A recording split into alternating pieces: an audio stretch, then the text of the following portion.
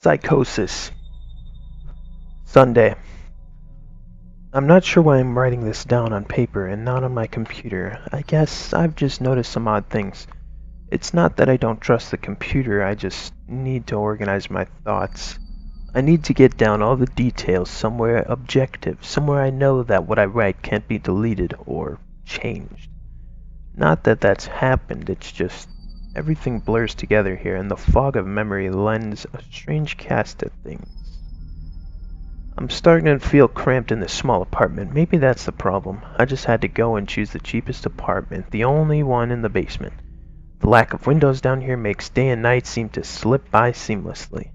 I haven't been out in a few days because I've been working on this programming project so intensively. I suppose I just wanted to get it done. Hours of sitting and staring at a monitor can make anyone feel strange, I know. But I don't think that's it. I'm not sure when I first started to feel like something was odd. I can't even define what it is. Maybe I just haven't talked to anyone in a while. That's the first thing that crept up on me. Everyone I normally talk to online while I program has been idle, or they've simply not logged in at all. My instant messages go unanswered. The last email I got from anybody was a friend saying he'd talk to me when he got back from the store, and that was yesterday. I'd call with my cell phone, but reception's terrible down here. Yeah, that's it. I just need to call someone. I'm gonna go outside. Well, that didn't work so well. As the tingle of fear fades, I'm feeling a little ridiculous for being scared at all. I looked in the mirror before I went out, but I didn't shave the 2-day stubble I've grown. I figured I was just going out for a quick cell phone call. I did change my shirt though, because it was lunchtime, and I guess that I'd run into at least one person I knew. That didn't end up happening. I wish it did. When I went out, I opened the door to my small apartment slowly. A small feeling of apprehension had somehow already lodged itself in me, for some indefinable reason. I chucked it up to having not spoken to anyone but myself for a day or two. I peered down the dingy gray hallway, made dingier by the fact that it was a basement hallway. On one end, a small metal door led to the building's furnace room. It was locked, of course. 2 dreary soda machines stood by it. I bought a soda from the one the first day I moved in, but it had a 2-year-old expiration date. I'm fairly sure nobody knows those machines are even down here, or my cheap landlady just doesn't care to get them restocked. I closed my door softly and walked the other direction, taking care not to make a sound. I have no idea why I chose to do that, but it was fun giving in to the strange impulse not to break the droning hum of the soda machines. Or at least, for the moment. I got to the stairwell and took the stairs up to the building's front door.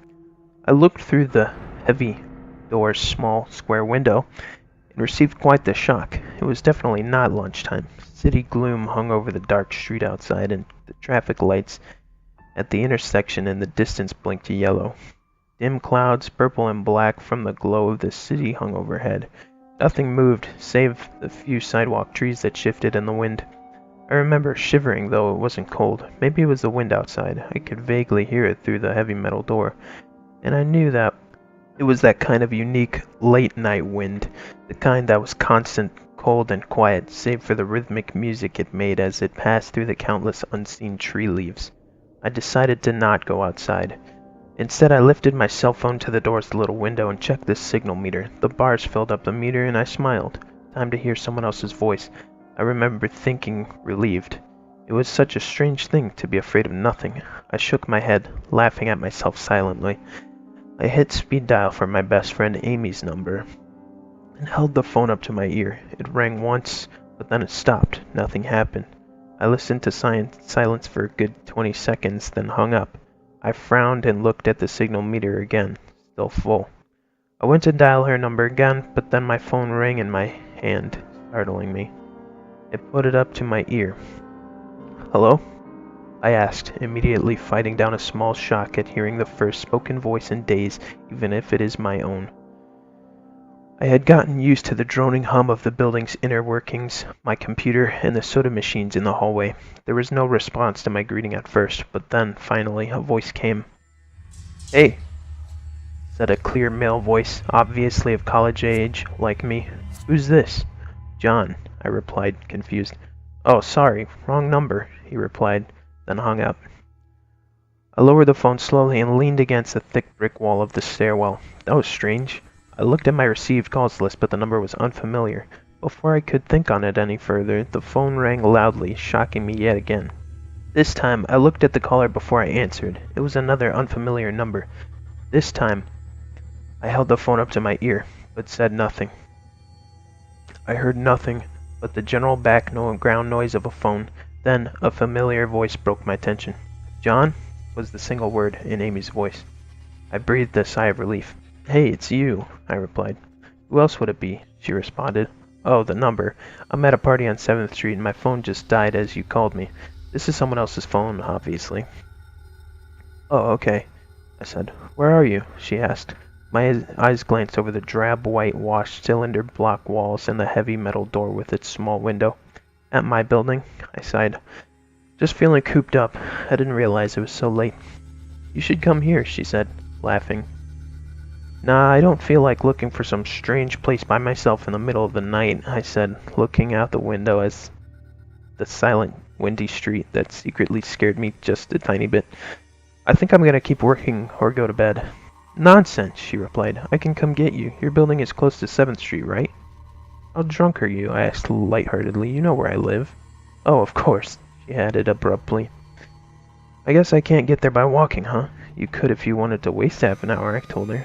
Oh, right, she said. Okay, have to go. Good luck with your work. I lowered the phone once more, looking at the numbers flash as the call ended. Then the droning silence suddenly reasserted itself in my ears. The two strange calls and the eerie street outside just drove my home. Aloneness in this empty stairwell. Perhaps, from having seen too many scary movies, I had the sudden inexplicable idea that something could look in the door's window and see me, some sort of horrible entity that hovered at the edge of aloneness, just waiting to creep up on unsuspecting people that strayed too far from other human beings. I knew the fear was irrational, but nobody else was around, so I jumped down the stairs, ran down the hallway and into my room, and closed the door swiftly as I could while still staying silent. Like I said, I could feel a little ridiculous for being scared of nothing, but the fear has already faded. Writing this down helps a lot. It makes me realize that nothing is wrong. It filters out half-formed thoughts and fears and leaves only cold hard facts.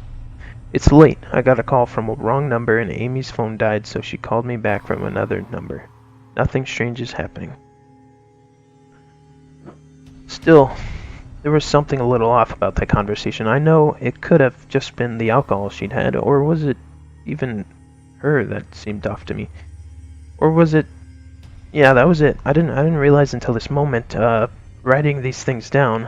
I know writing things would help, but she said she was at a party, but I only heard silence in the background. That doesn't mean anything in particular, as she could have just gone outside to make the call, but no, that couldn't be it either. I couldn't hear the wind. I need to see if the wind is still blowing. Monday. I forgot to finish what I was writing last night. I'm not sure what I expected to see when I ran up the stairwell and looked out the heavy metal door's window. I'm feeling ridiculous. Last night's fear seems hazy and unreasonable to me now. I can't wait to go out into the sunlight. I'm going to check my email, shave, shower, and finally go out. Wait. I think I heard something. It was thunder. That whole sunlight and fresh air thing didn't happen. I went out into the stairwell and up the stairs only to find disappointment. The heavy metal door's little window showed only flowing water as torrential rain slammed against it. On a very dim, gloomy night, filtered in through the rain, but at least I knew it was daytime, even if it was a gray, sickly, wet day.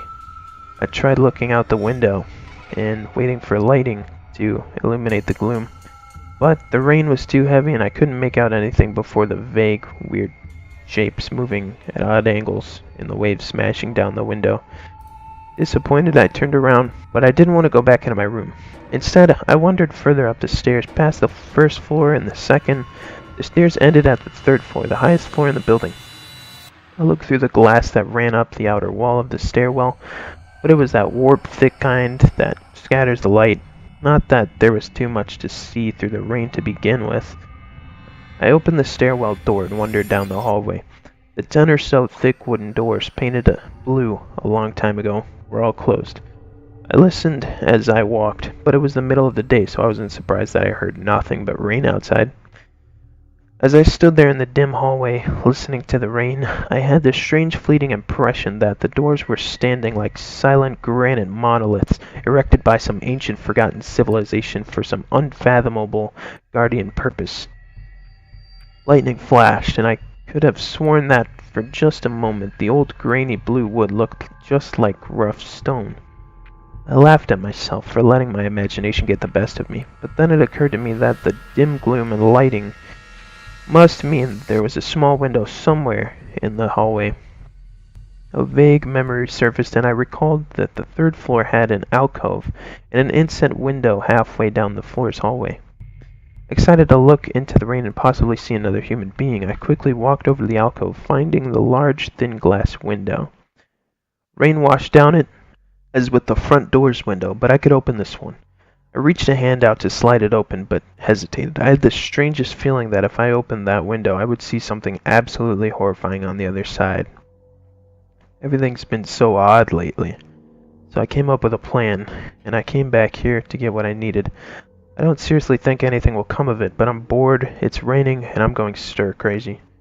I came back to get my webcam. The cord isn't long enough to reach the third floor by any means, so instead I'm going to hide it between the 2 soda machines in the dark end of my basement hallway, run the wire along the wall and under my door, and put black duct tape over the wire to blend it in with the black plastic strip that runs along the base of the hallway's walls.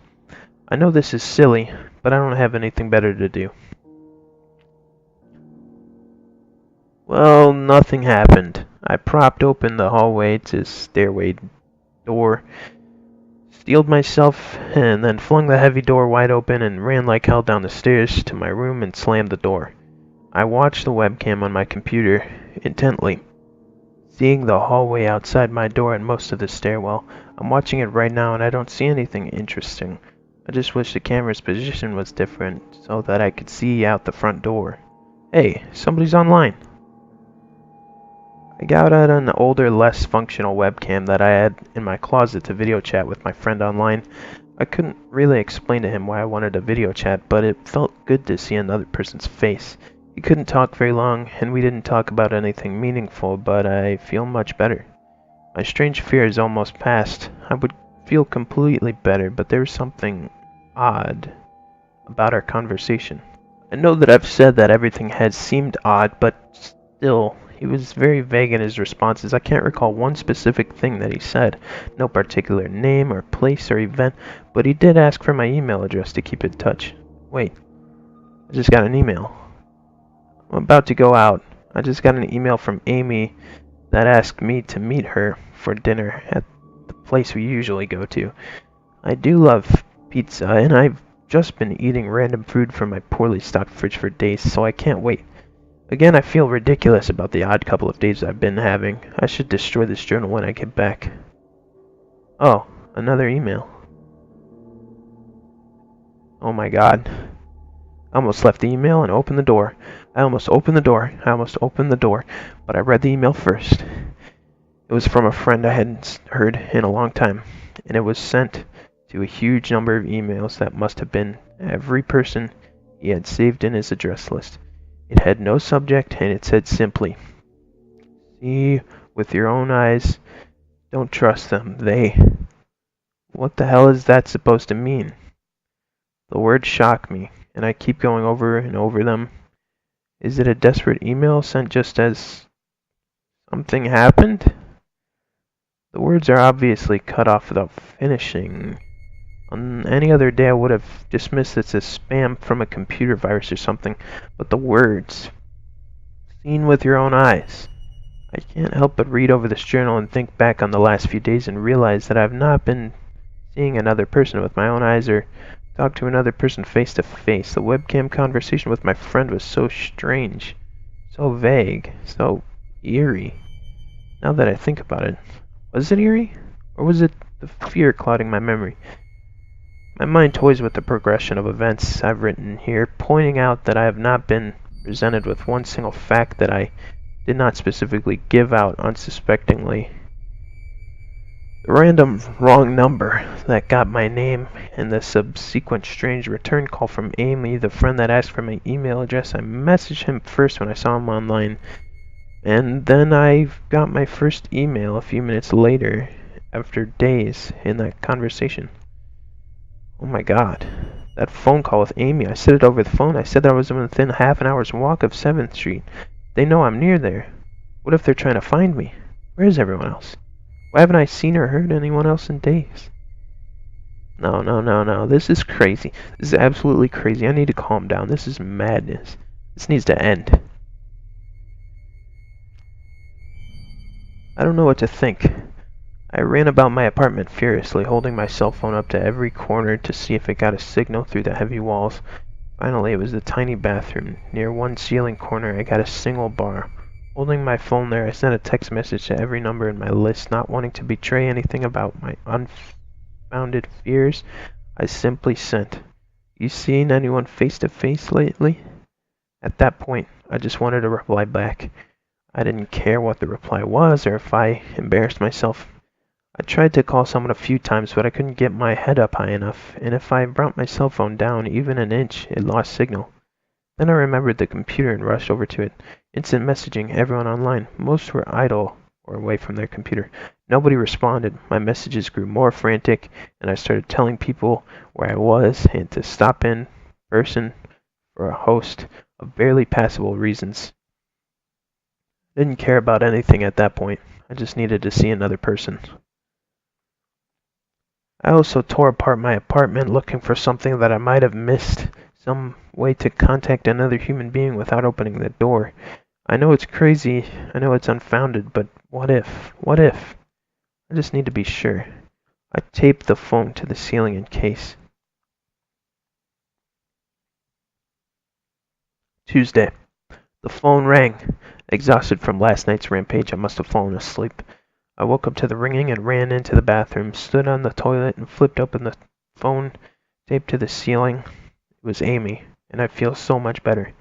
She was really worried about me, and apparently had been trying to contact me since the last time I talked to her. She's coming over now, and yes, she knows where I am without me telling her.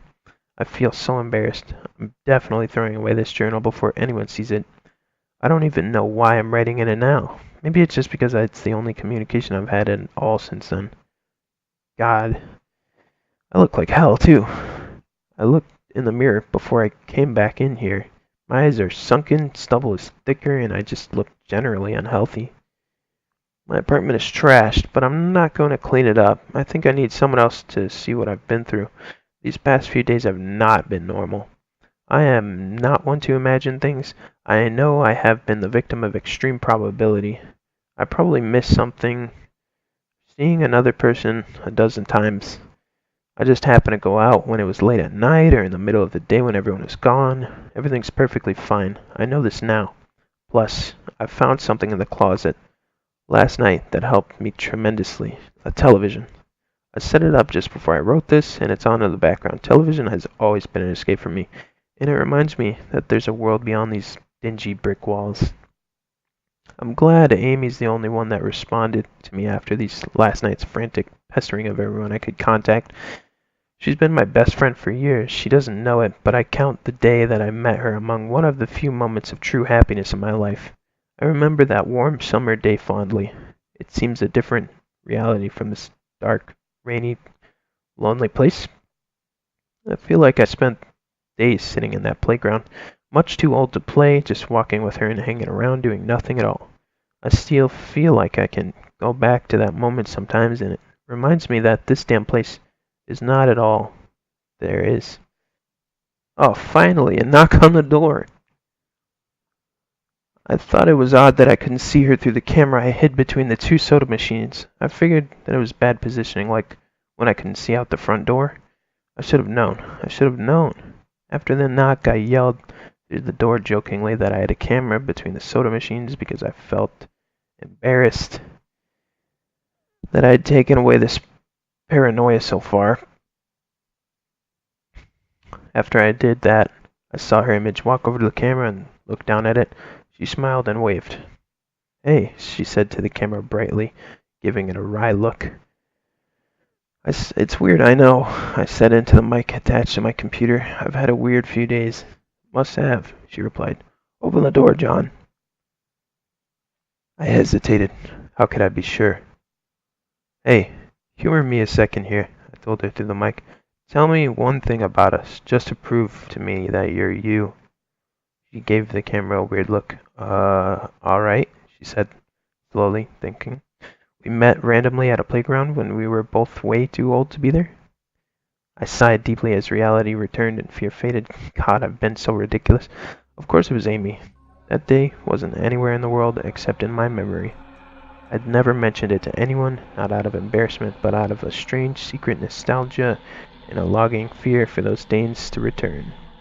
If there was some unknown force at work trying to trick me as I feared, there was no way they could have known about that day. Alright, I'll explain everything, I told her. Be right there.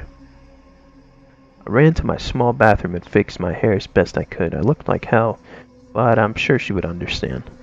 Thinking at my own unbelievable behavior and the mess I'd made of the place, I walked to the door.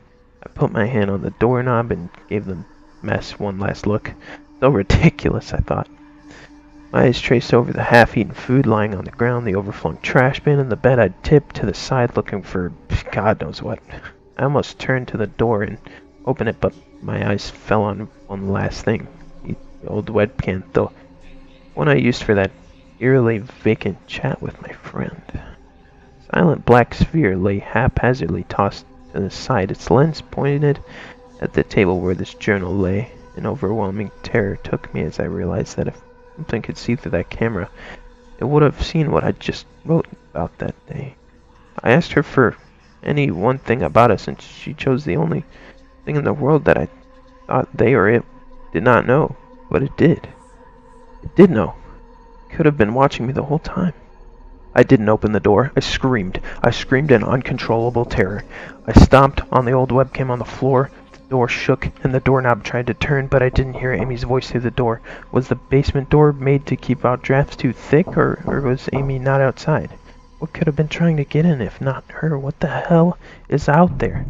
I saw her on my computer through the camera outside. I heard her on the speakers through the camera outside. But was it real? How can I know? She's gone now. I screamed and shouted for help. I piled up everything in my apartment against the front door. Friday. Or at least I think that it's Friday. I broke everything electronic. I smashed my computer to pieces. Every single thing on there could have been accessed by network access or worse, altered. I'm a programmer, I know. Every little piece of information I gave out since this started, my name, my email, my location, none of it came back from outside until I gave it out. I've been going over and over what I wrote. I've been pacing back and forth, alternating between stark terror and overpowering disbelief. Sometimes I'm absolutely certain the phantom entity is dead set on the simple goal of getting me to go outside. Back to the beginning. With the phone call from Amy, she was effectively asking me to open the door and go outside. I keep running it through my head. One point of view says I've acted like a madman and all this extreme convergence of probability, never going outside at the right times by pure luck, never seeing another person by pure chance, getting a random nonsense email from some computer virus at just the right time. The other point of view says that extreme convergence of probability is the reason that whatever's out there hasn't gotten me already. I keep thinking. I never opened the window on the second floor. I never opened the front door until that incredibly stupid stunt with the hidden camera, after which I ran straight to my room and slammed the door. I haven't opened my own solid door since I flung open the front door of the building, whatever's out there. If anything's out there, never made an appearance in the building before I opened the front door. Maybe the reason it wasn't in the building already was that it was elsewhere? Getting everyone else, and then it waited until I betrayed my existence by trying to call Amy. A call which didn't work until it called me and asked me my name. Terror literally overwhelms me every time I try to fit the pieces of this nightmare together. That email, short and cut off, was it by someone trying to get word out? Some friendly voice desperately trying to warn me before it came? Seen with my own eyes, don't trust them. Exactly what I've been so suspicious of. It could have masterful control of all things electronic, practicing its insidious deception to trick me into coming outside. Why can't it get in? It knocked on the door.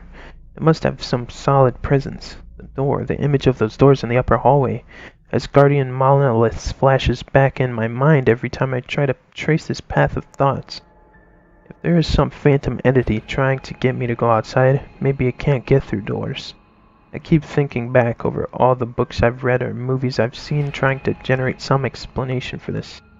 Doors have always been such intense focus of human imagination, always seen as wards or portals of special importance. Or perhaps the door's just too thick? I know that I couldn't bash through any of the doors in this building, let alone the heavy basement ones. Aside from that, the real question is, why does it even want me? If it just wanted to kill me, it could do it in any number of ways, including just waiting until I starve to death. What if it doesn't want to kill me? What if it has some far more horrific fate in store for me? God, what can I do to escape this nightmare? A knock on the door. I told the people on the other side of the door I need a minute to think and I'll come out. I'm really just writing this down so I can figure out what to do. At least this time I heard their voices. My paranoia, and yes, I recognize I'm being paranoid, has me thinking of all sorts of ways that their voices could be faked electronically. There could be nothing but speakers outside simulating human voices. Did it really take them 3 days to come talk to me? Amy is supposedly out there, along with 2 policemen and a psychiatrist. Maybe it took them 3 days to think of what to say to me. The psychiatrist's claim could be pretty convincing if I decided to think this has all been a crazy misunderstanding and not some entity trying to trick me to open the door. The psychiatrist had an older voice, authoritarian but still caring. I liked it.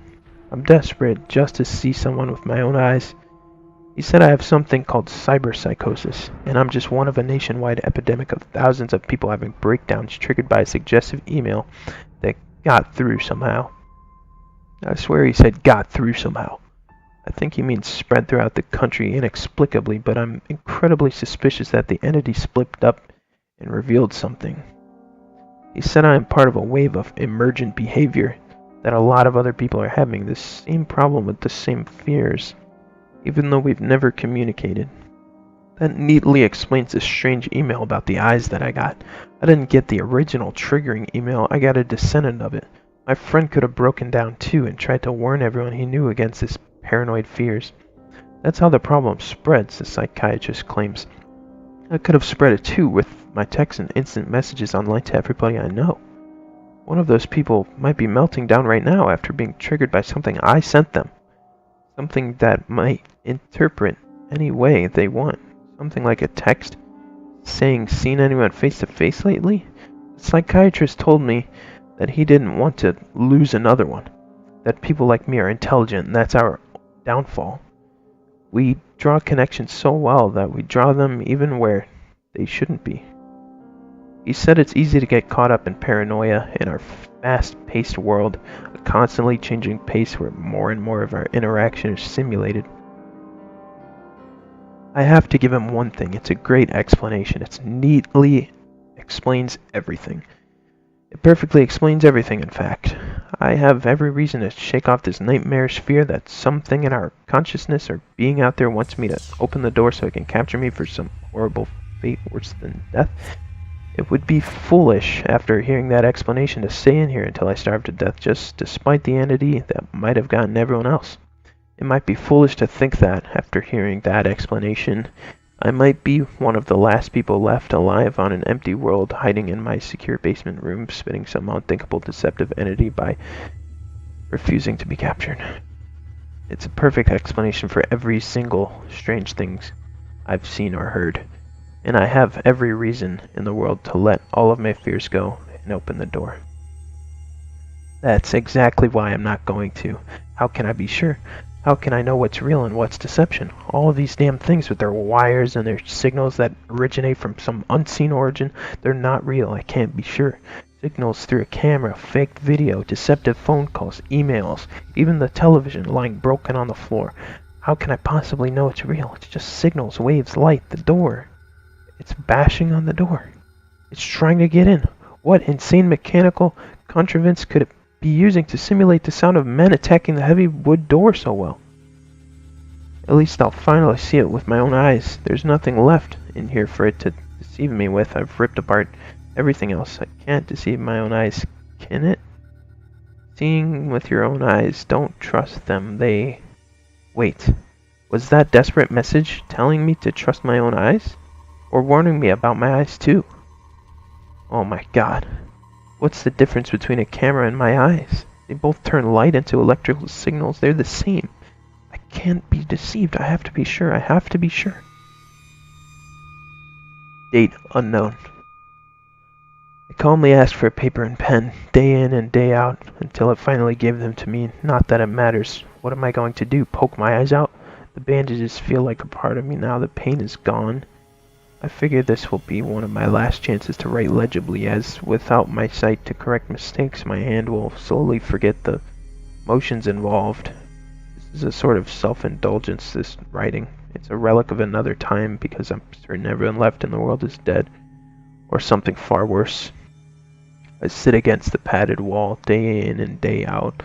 The entity brings me food and water. It masks itself as a kind of nurse and unsympathetic doctor. I think it knows that my hearing has sharpened considerably now that I live in darkness.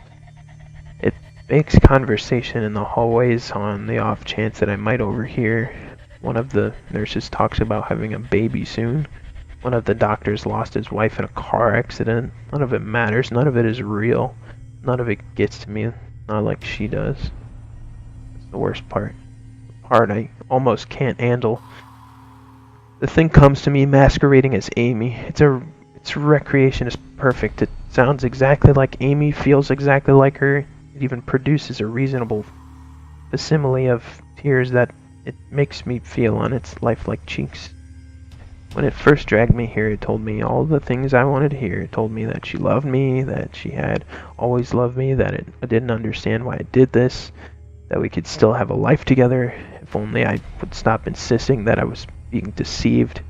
It wanted me to believe, no, it needed me to believe that she was real. I almost fell for it. I really did. I doubted myself for the longest time. In the end, though, it was all too perfect, too flawless, and too real. The false Amy used to come every day, then every week, and finally stopped coming altogether. But I don't think the entity will give up. I think the waiting game is just another one of gambits. I will resist it for the rest of my life if I have to. I don't know what happened to the rest of the world, but I do know that this thing needs me to fall for its deceptions. If it needs that, then maybe, just maybe, I'm a thorn in its agenda. Maybe Amy is still alive out there somewhere, kept alive only by my will to resist the deceiver. I hold on to that hope, rocking back and forth in my cell to pass the time. I will never give in. I will never break. The doctor read the paper the patient had scribbled on. It was barely readable, written in the shaky script of one who couldn't see. He wanted to smile at the man's steadfast resolve, a reminder of the human will to survive, but he knew that the patient was completely delusional. After all, a sane man would have fallen for the deception long ago. The doctor wanted to smile. He wanted to whisper words of encouragement to the delusional man. He wanted to scream, but the nerve filaments wrapped around his head and into his eyes made him do otherwise. His body walked into the cell like a puppet, told the patient once more that he was wrong, and there was nobody trying to deceive him.